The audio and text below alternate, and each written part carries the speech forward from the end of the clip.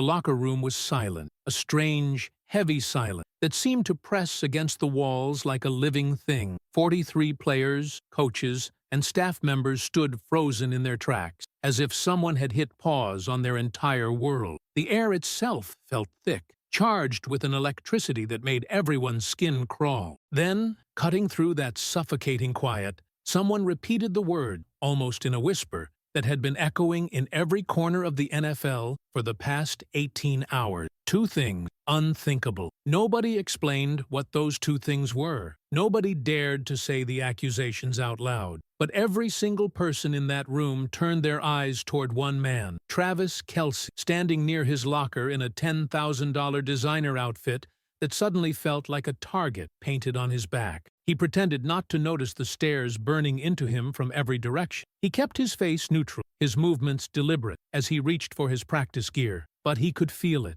that shift in the atmosphere, the way conversations died mid-sentence when he walked by, the way his own teammates seemed to lean away from him as if he carried some invisible contamination. With each step he took across the polished floor, the echo of Kyler Murray's accusations seemed to follow him like a shadow. The words hadn't been spoken directly to him, hadn't been said in this room, but they might as well have been carved into the walls in burning letters. The weight of 43 pairs of eyes pressed down on his shoulders. Some looked confused, others disappointed, a few openly hostile, but all of them were waiting for him to explain, to defend himself, to do something, anything that would make sense of what was happening. Travis pulled his practice jersey over his head, the familiar ritual now feeling foreign and uncomfortable. His hands moved automatically, but his mind was racing, replaying every word of Murray's interview, every carefully chosen phrase that had turned his world upside down in less than 24 hours. The silence stretched on, becoming more unbearable with each passing second. Someone coughed, cleats scraped against concrete, equipment bags rustled, but still nobody spoke about what everyone was thinking. And then, just as Travis was beginning to think the tension might actually suffocate him, something happened that nobody in that room could have predicted. Something that would change everything they thought they knew about the man standing in front of them. What occurred in the next few minutes would reveal a side of Travis Kelce that even his harshest critic would have to respect. A side that had nothing to do with $10,000 outfits or carefully crafted public images. But first, he had to survive the next few hours, knowing that every move he made would be dissected, every word he spoke would be analyzed, and every breath he took would be judged by people who had already made up their minds about who they thought he was. The clock on the wall ticked forward. Practice was about to begin, and Travis Kelce was about to face the longest day of his professional life. The morning had started like any other Tuesday in Travis Kelce's carefully orchestrated routine. Alarm at 5:47 a.m., meditation for 12 minutes, protein shake with exactly the same ingredients he'd been using for 3 years. Everything precisely calculated to maintain the peak performance that had made him one of the most dominant tight ends in NFL history. But this Tuesday morning was different. This Tuesday morning, Travis woke up to a world where Kyler Murray had decided to detonate a bomb in the middle of his reputation. The first sign that something was wrong came when he walked into Brewster's Corner, the small cafe 3 blocks from the team facility where he'd been getting his pre-practice coffee for the past 4 seasons. Maribel Quinlan, the 60-something owner who usually greeted him with a warm smile and asked about his mother, barely looked up from the register when he approached the counter. "Morning, Maribel," Travis said, trying to inject his usual warmth into the greeting despite the knot forming his stomach. "Coffee's ready," she replied, her voice flat and professional in a way that felt like a slap across the face. She slid the cup across the counter without meeting his eyes, her movements mechanical and cold. Travis stood there for a moment, waiting for her to say something else, anything that would indicate this was just a bad morning for her, rather than a reaction to whatever Kyler Murray had said in that interview. But Maribel had already turned away, busying herself with cleaning equipment that didn't need cleaning. He left a $20 tip on a $4 coffee and walked out into the crisp morning air, feeling more alone than he had in years. The designer jacket he was wearing, a piece that had cost more than most people made in a month, suddenly felt like armor that wasn't protecting him from anything. The walk to the team facility usually took him 8 minutes. Today, it felt like 8 hours. Every person he passed on the street seemed to look at him differently, as if they were seeing him through the lens of Murray's accusation. A group of construction workers stopped their conversation when he walked by, their expressions unreadable. A woman pushing a stroller across the street actually changed direction to avoid crossing his path. By the time he reached the player parking lot, Travis was beginning to understand that his life had fundamentally changed overnight. The carefully constructed image he'd spent years building, the charismatic superstar who could balance elite performance with high-fashion sensibility, had been shattered by two accusations that Murray hadn't even had the courage to make directly to his face. But it was what happened next that reminded Travis why he'd fallen in love with football in the first place. Before the endorsement deals and magazine covers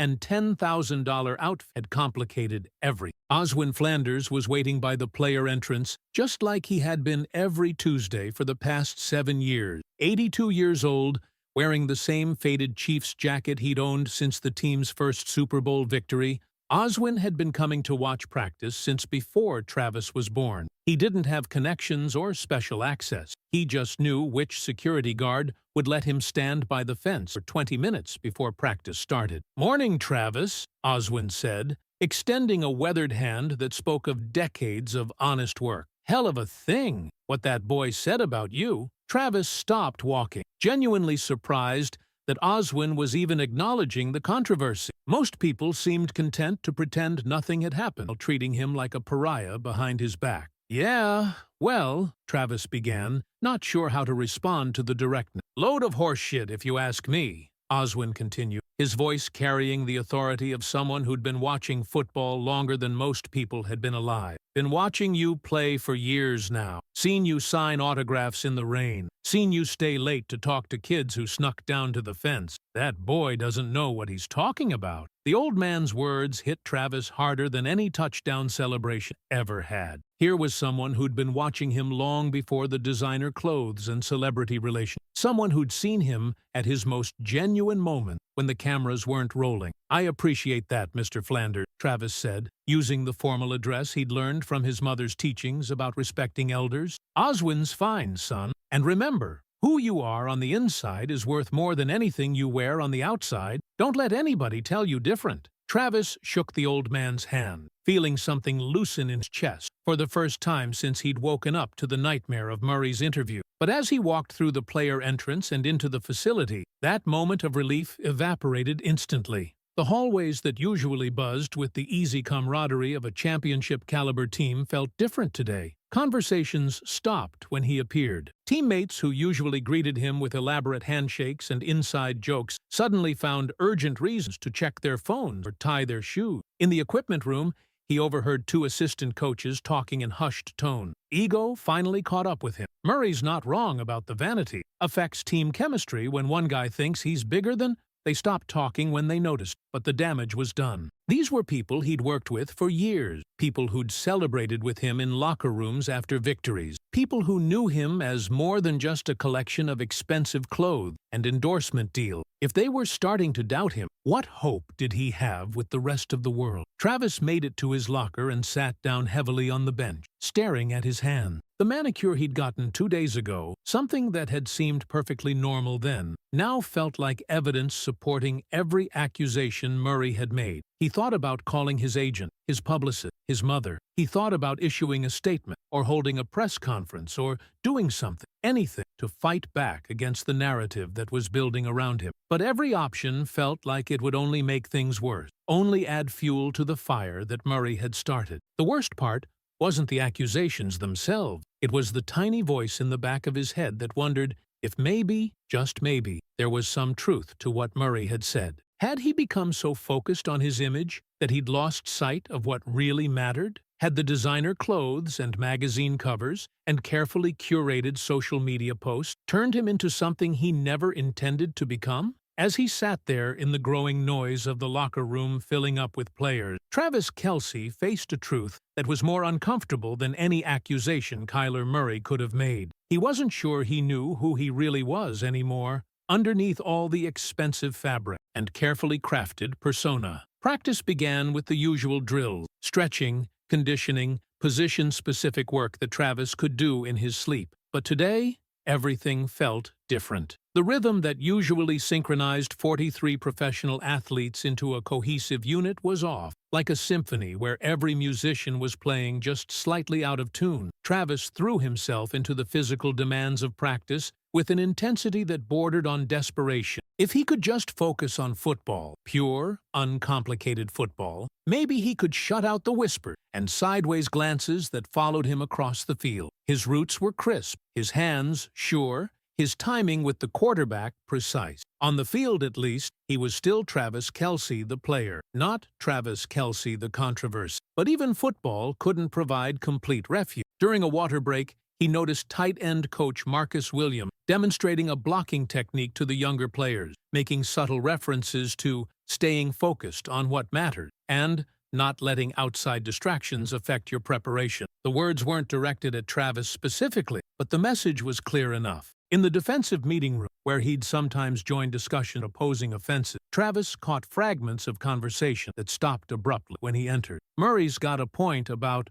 always wondered the celebrity stuff. Different since the endorsement deal. Each overheard comment was like a small cut, individually minor but collectively devastating. These were teammates, coaches, support staff, people he'd shared victories and defeats with, people who'd seen him at his best and worst moments. If they were starting to view him through the lens of Murray's accusations, what did that say about who he'd become? The breaking point came during the final drill of practice. Travis was running a crossing route when linebacker Jeremy Torres, usually one of his closest friends on the team, delivered a hit that was harder than necessary for a practice session. Not dirty, not dangerous, but with an edge that hadn't been there before. "My bad," Torres said as he helped Travis up, but his eyes didn't carry their usual warmth. "Just playing hard." Travis nodded and jogged back to the huddle, but he could feel the shift in energy around him. Even his friends were treating him differently, holding him at arm's length as if proximity to him might somehow contaminate their own reputation. After practice, the locker room cleared out faster than usual. Players who normally lingered to talk strategy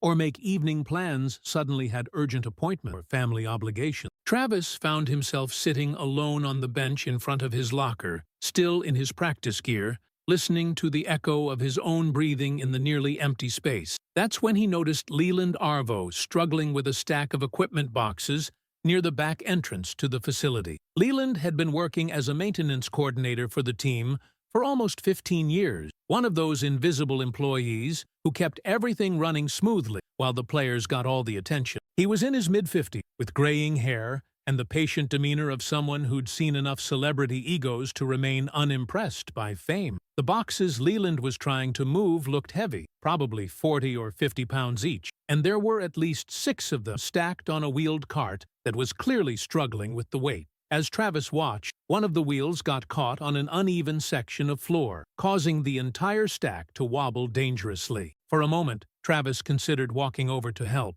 It would be the decent thing to do, the kind of gesture that came naturally to him when he wasn't consumed with self-doubt and public relations disaster. But as he started to stand up, another voice in his head stopped him cold. What if someone saw him helping and thought it was just a calculated move to improve his image? What if a photographer or social media manager happened to witness the moment and turned it into a publicity stunt? After Murray's accusations, every good deed would be viewed with suspicion, every act of kindness dissected for ulterior motive. Travis sat back down, hating himself for the calculation, for the way his natural impulse to help had been filtered through the lens of public perception. This was what Murray's accusations had done to him, turned even basic human decency into a strategic decision. He watched Leland struggle with the boxes for another minute before finally giving up and walking toward the player parking lot. As he passed the equipment area, Leland looked up and nodded. A simple acknowledgement between two people who'd worked in the same building for years but had never really talked.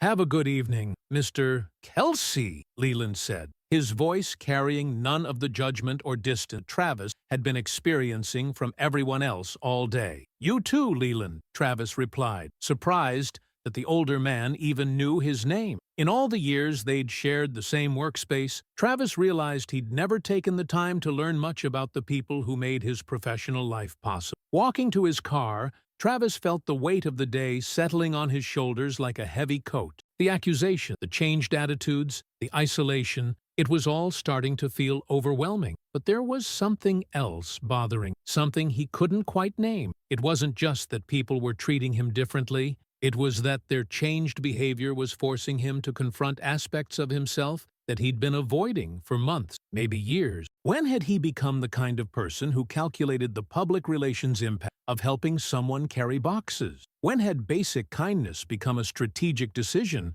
rather than an automatic response? As he drove home through the Kansas City traffic, Travis found himself thinking about Oswin Flanders and his simple word, "Who you are on the inside is worth more than anything you wear on the outside." The old man had said it like it was obvious, like it was a truth so fundamental that questioning it would be absurd. But Travis wasn't sure he believed it anymore. In the world he inhabited, a world of endorsement deals and social media metrics and carefully managed public images, what you wore and how you presented yourself seemed to matter more than anything else. The clothes, the accessories, the lifestyle. It was all part of a brand that was worth millions of dollars and employed dozens of people. Yet, here he was, sitting in traffic in a car that cost more than most people's houses, wearing clothes that could fund a small business, feeling more alone and uncertain he had since his rookie year. If the external trappings of success were supposed to bring happiness and fulfillment, why did he feel so empty? His phone buzzed with notifications, texts from his agent, missed calls from his publicist, social media alerts that he didn't want to read. The machine of his public life was churning, trying to manage the crisis that Murray had created. But Travis turned off the phone and drove in silence, knowing that all the professional damage control in the world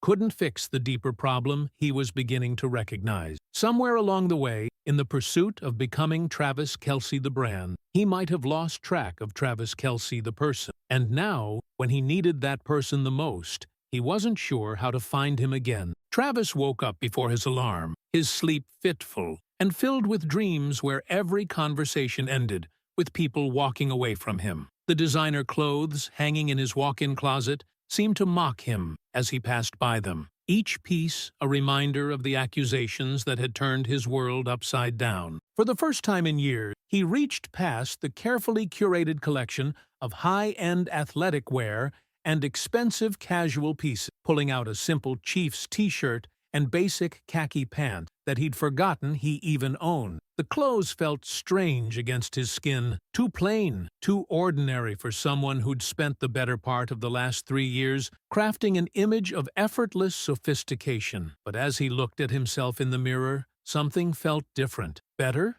Maybe. Or at least more honest than he'd felt in months. The drive to the facility was quieter than usual, both in terms of traffic and in his own mind. Without the mental energy spent on coordinating outfits or thinking about how his appearance would photograph, Travis found himself actually noticing he normally missed. The way the morning light hit the buildings downtown, the dedication of the street vendors already setting up for the day, the simple rhythm of a city waking up. He arrived at the facility 30 minutes earlier than usual, partly to avoid the crowds, but mostly because he couldn't stand being alone with his thoughts anymore. The parking lot was nearly empty, just a few coaches, cars, and the vehicles belonging to the early arriving support staff. As he walked through the player entrance, Travis heard the sound of something falling, followed by a frustrated sigh that echoed from the equipment storage area. Curious, he followed the sound and found Leland kneeling on the floor, trying to gather papers that had spilled from a torn cardboard box. The box had clearly seen better days. Tape was peeling from its edges, and a corner had completely given way, creating a gap that had allowed dozens of documents to scatter across the concrete floor. Leland was methodically collecting the paper, but his movements were slow and careful, suggesting that his knees weren't as young as they used to be. Without thinking, without calculating the potential public relations implications or wondering who might be watching, Travis dropped to his knees beside the older man and started gathering paper. "You don't have to do that, Mr. Kelce," Leland said, clearly surprised by the gesture. "I can handle it. It's Travis," he replied, continuing to collect the scattered documents. "And it's no problem. Looks like this box has seen some wars." Leland chuckled, a warm sound that cut through the early morning quiet of the facility. "This box has been with me longer than some of these players have been alive. I keep telling myself I need to get a new one, but..." He shrugged, the gesture conveying a lifetime of making do with what he had. As they worked together, Travis found himself actually reading some of the papers collected. They were maintenance schedule, inventory list, work orders, the behind-the-scenes documentation that kept a professional football facility running smoothly. Each sheet represented hours of planning and coordination that most people, including Travis himself, never thought about. "Been doing this long?" Travis asked, genuinely curious about the man he'd shared a workplace with for years, but had never really known. 15 years in March, Leland replied, carefully stacking the papers they'd collected. "Started right after my boy graduated high school. Needed steady work with good benefits, and the team's been good to me." There was something in the way Leland mentioned his son that made Travis look up from the papers. "What does your boy do now?" Leland's face lit up with unmistakable pride. "He's a teacher. 3rd grade. Always wanted to work with kids, even when he was little. Smart as a whip, that one. Got his college degree while I was working nights at a warehouse, but he made it happen." "That's incredible," Travis said, and he meant it. There was something about Leland's quiet pride in his son's achievements that felt more genuine than all the sports media coverage Travis had ever received. As they finished collecting the papers, Leland studied Travis's face with the careful attention of someone who'd learned to read people over years of working in different environments. "You know," he said finally, "this reminds me of something that happened about 3 years ago." Travis looked up, curious. "It was during training camp," Leland continued, "and my boy was going through a real rough patch. He'd been sick, cancer, and the treatments were kicking his butt. He was maybe 8 years old then, skinny as a rail, had lost all his hair, but he was such a football fan, talked about the Chiefs constantly." Leland paused in his story, seeming to weigh whether to continue. "I brought him to work one day because his mom had to take his sister to the doctor and he was too weak for much activity. He was just sitting in the break room, reading a book, when you walked by." Travis frowned, trying to remember. 3 years ago would have been his 2nd season with the team, when everything was still new and overwhelming. "You stopped and talked to him for maybe 20 minutes, Leland went on. "Asked him about school, about his favorite plays, about what he wanted to be when he grew up. Then you signed his Chiefs jersey and told him that being tough wasn't about being the biggest or the strongest. It was about not giving up when things got hard." The memory came flooding back to Travis in fragments. A quiet kid with big eyes and a too large jersey, sitting alone in a break room while the chaos of training camp swirled around him. Travis had been heading to a meeting when he'd noticed the boy, and something about his stillness in the middle of all that activity had made him stop. "He never forgot that," Leland said softly. "Still talks about it. Says that conversation helped him get through the worst parts of his treatment. And you know what stuck with him the most?" Travis shook his head, genuinely curious. "You didn't treat him like he was sick. You didn't use that voice adults when they're talking to a kid they feel sorry for. You just talked to him like he was a person who mattered." They finished stacking the paper in silence, both men lost in their own thoughts. When everything was collected and secured in the damaged box, Leland stood slowly, his knees creaking audibly in the quiet of the storage room. "That's who you are," Leland said, looking directly at Travis. "Not what some quarterback says on television, not what you wear or how much money you make. You're the guy who stopped to talk to a sick kid when nobody was watching, when there were no cameras or reporters." Travis felt something shift his chest, a loosening of tension he hadn't even realized he'd been carrying. "Thank you," he said, the words feeling inadequate for what Leland had just given him. "Don't thank me," Leland replied, picking up the box with a care that suggested it contained something far more valuable than maintenance schedule. "Just remember who you were before all this noise started. That's the person my boy met 3 years ago, and that's the person you still are, whether some folks can see it or not." As Leland walked away with his rescued paper, Travis remained kneeling on the concrete floor of the storage, feeling like he'd just been given a gift he didn't know he needed. For the first time since Murray's accusation had turned his world upside down, he remembered what it felt like to act without calculation, to help without agenda, to simply be human in a moment when humanity was needed. The rest of that morning passed in a strange sort of peace. Travis went through his usual pre-practice routine, but everything felt different now, lighter, somehow. The conversations with teammates were still stilted. The looks from coaches still carried an edge of judgment, but the encounter with Leland had given him something to hold on to, a reminder of who he was beneath all the noise. During position meetings, he found himself paying attention in a way he hadn't in months, not just to the X's and O's of game planning, but to the people around him, The way rookie tight end Marcus Washington nervously took notes on everything, the patient way Coach Williams explained concepts for the third time to players who were struggling to understand, the quiet dedication of video coordinator Sarah Chen as she queued up film clips with precise timing. These were good people doing good work, and somehow in all the chaos of building his brand and managing his image, Travis had stopped really seeing them as individuals rather than supporting characters in his own story. After the meetings ended and players began filtering toward the locker room for practice, Travis lingered in the hallway, watching the controlled chaos of a professional sports organization in motion. Equipment managers wheeled carts of gear toward the field. Trainers carried medical supplies with the focused efficiency of emergency room doctors. Assistant coaches huddled over tablets, making last-minute adjustments to practice schedule. It was then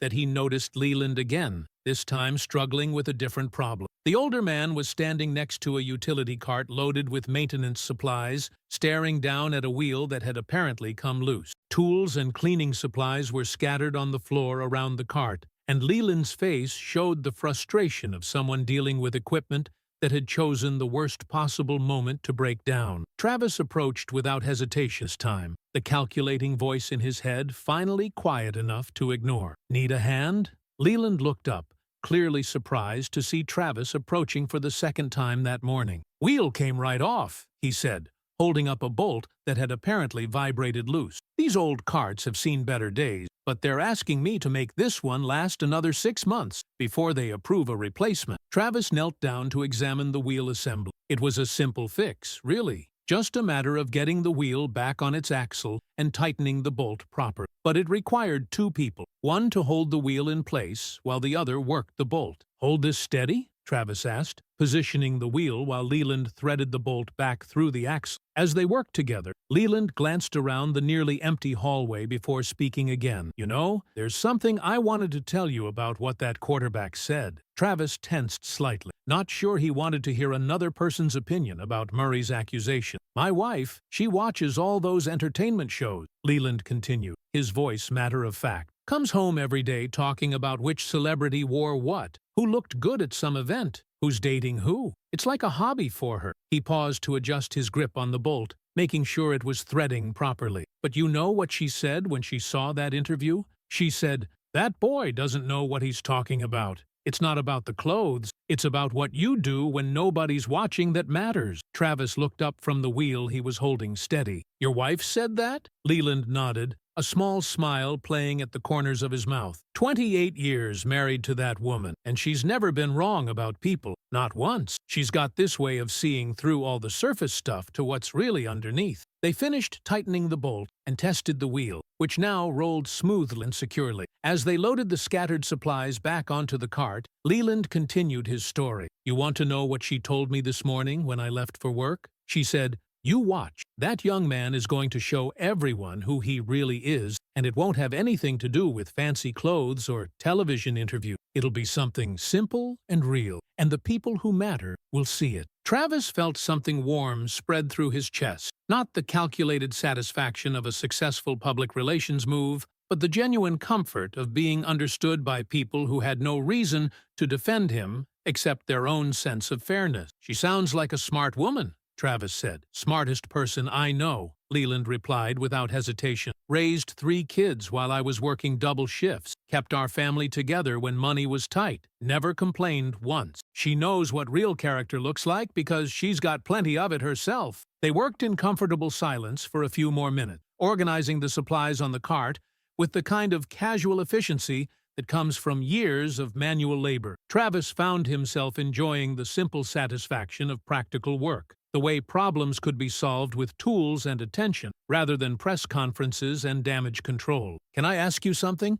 Travis said as they finished loading the cart. "Shoot. What do you think about all this? The accusations, I mean. Not what your wife thinks, but what you think." Leland considered the question seriously, his weathered hands resting on the cart's handle. "I think," he said finally, "that most people spend so much time worrying about how they look to other people that they forget to check how they look to themselves in the mirror." He paused, seeming to choose his words carefully. "I think there's a difference between taking pride in your appearance and losing yourself in it. and I think you're smart enough to know which side of that line you want to be on. What if I'm not sure anymore? Travis asked, the question coming out more vulnerable than he'd intended. Then you start with simple thing, Leland replied without missing a beat. You help somebody carry boxes when they need help. You talk to a sick kid when he's sitting alone. You hold a wheel steady when an old man's trying to fix his cart. You do the right thing because it's right, not because somebody's watching. Leland began pushing the cart down the hallway, then stopped and turned back.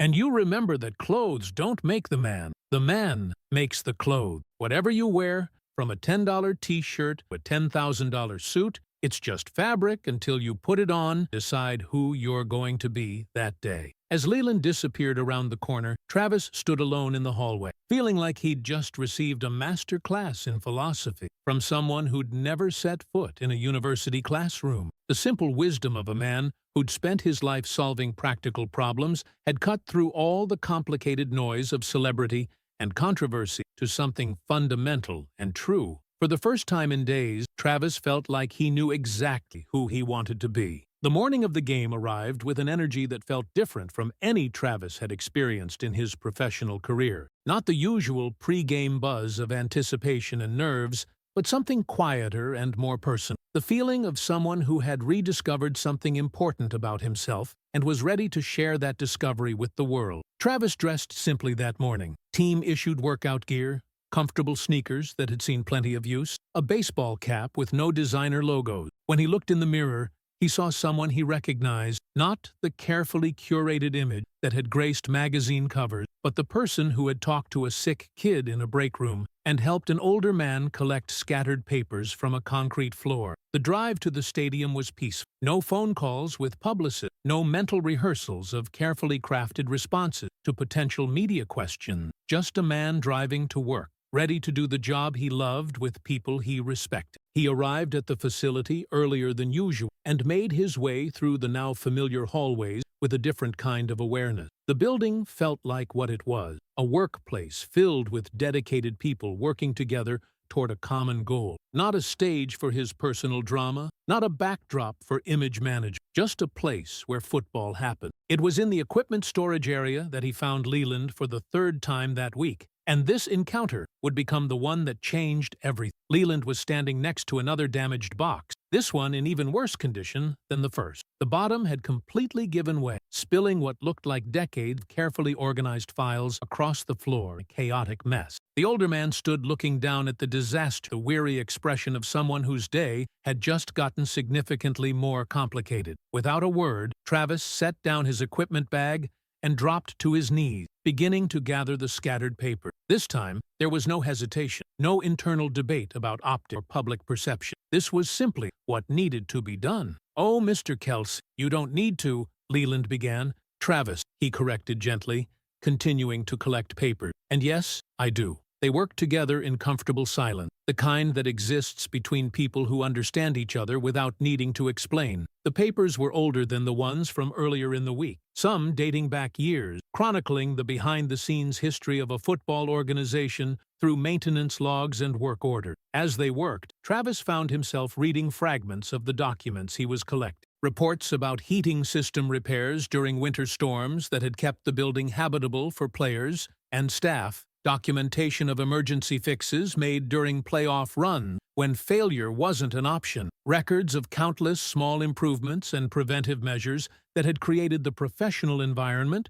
where he'd been able to pursue excellence. "How long have you been keeping all this?" Travis asked, holding up a work order from 5 years earlier. "About as long as I've been here," Leland replied, carefully organizing the papers they'd collected into manageable stacks. "My supervisor always said documentation was the key to running a good operation. If you don't write down what you did and when you did it, how do you know what worked and what didn't?" There was something profound in that simple observation that struck Travis as relevant to more than just facility maintenance. How many of his own choices had he made without really documenting the results, without stopping to ask himself what had worked and what hadn't, in terms of the person he wanted to be? As they neared the bottom of the scattered page, Leland spoke again, his voice carrying a thoughtful quality that suggested he'd been considering his words carefully. "You know, I've been thinking about what we talked about the other day, about doing the right thing when nobody's watching. He paused to stack another group of papers. But maybe that's not quite right. Maybe it's not about nobody watching. Maybe it's about not caring who's watching when you know something needs to be done. Travis looked up from the papers he was organizing, intrigued by the distinction. See, there's always somebody watching, Leland continued. Maybe not reporter, cameras, but somebody, the person you're helping, their family, other people who see what you do and remember it. The question isn't whether anybody's watching. The question is whether you're doing it for them or for yourself. They finished collecting the papers and found an intact box to transfer them to, working with the practiced efficiency of people who'd done this type of work before. As they carefully loaded the documents, ensuring they maintained some semblance of organization, Travis found himself thinking about Leland's words and their application to his own recent choices. The thing is, Leland said as they worked, people can tell the difference. Maybe not right away, maybe not every time, but eventually they figure out whether you're helping because you care or because you want something. It shows in the details, how you treat people when the cameras turn off, whether you remember their names, whether you ask them about their families. Travis nodded, remembering his conversation with Oswin Flanders outside the facility, the way the older man had seen through the surface controversy to something deeper and more authentic. You think people can really tell? I know they can, Leland replied with conviction. Take my boy, for instance. When he was sick, we met a lot of famous people, athletes, actors, politicians who came through the hospital for photo opportunities. Most of them were nice enough, said the right things, took their pictures. But you were different. He paused in his work, looking directly at Travis. You asked him what his favorite subject in school was. You remembered that he'd told you he wanted to be a teacher someday. You talked to him about books he was reading, not just football. You treated him like a complete person, not just a sick kid to feel sorry for. Travis felt a warmth in his chest that had nothing to do with public recognition or professional achievement. It was the satisfaction of being seen and understood for actions he'd taken without any expectation of reward. That's who you are, Leland continued, securing the top of the box they'd filled. Not what some quarterback says on television, not what you wear to press conferences. You're the person who sees other people as individuals worth knowing, worth caring about. As they finished organizing the rescued papers, footsteps echoed from the main hallway, suggesting that other players and staff were beginning to arrive for game day preparation. Soon, the building would be filled with the controlled chaos that preceded every NFL game. Equipment check, final strategy meet, the ritualistic preparation that turned athletes into performers. But for now, in this quiet moment in a storage room, Travis felt more centered and confident than he had in months. The accusations that had seemed so devastating just days earlier now felt like background noise, irrelevant to the real work of being the person he wanted to be. I should let you get ready for the game, Leland said, lifting the box with the careful attention of someone handling something valuable. But Travis, yeah?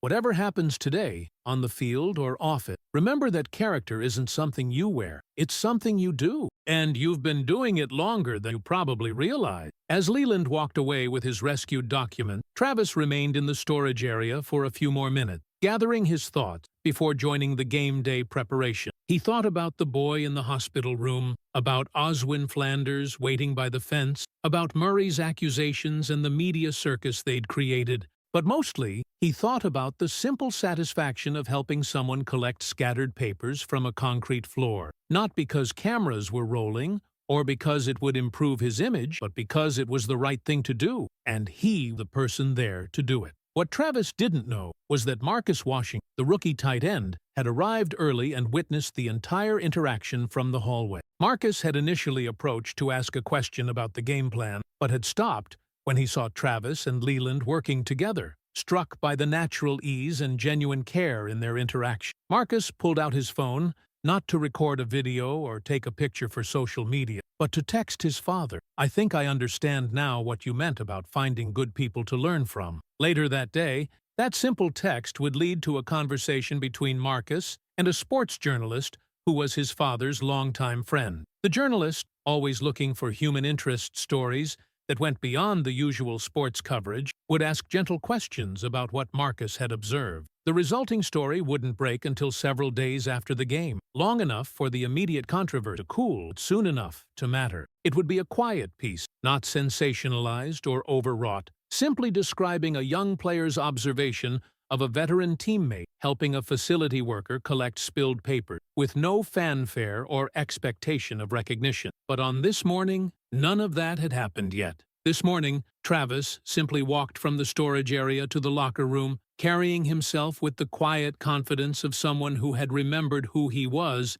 and decided that person was worth being. The game day routine proceeded normally. Equipment checks, strategy review, the gradual building of intensity that would culminate in 3 hours of professional football. Travis participated fully, his focus sharp, and his interactions with teammates returning to their natural rhythm. The distance and judgment that had characterized the previous few days seemed to be dissolving, replaced by the mutual respect that had always defined his relationships with the people who really knew him. In the final minutes before taking the field, as players made their last preparations and said their personal pre-game prayers or affirmations, Travis thought once more about Leland's word. Character isn't something you wear, it's something you do. He looked around the locker room at teammates who had dedicated their lives to excellence, coaches who had spent decades learning how to bring out the best in others, support staff who worked tirelessly to create an environment where success was possible. These were good people doing meaningful work, and he was privileged to be part of their effort. As the team prepared to take the field, Travis Kelce felt ready to show the world not just how well he could play football, but who he really was when it mattered most. The clothes he wore that day were simple and practical, chosen for comfort rather than style. But the person wearing them was someone he was proud to be, not because of what others thought of him, but because of what he thought of himself when he looked in the mirror. The controversy would eventually fade, as controversies always do. The accusations would be remembered only by people with nothing better to think about. But the moments in a storage room with scattered paper and genuine human connection, those would last, both in his own memory and in the quiet influence they would have on who he chose to be going forward.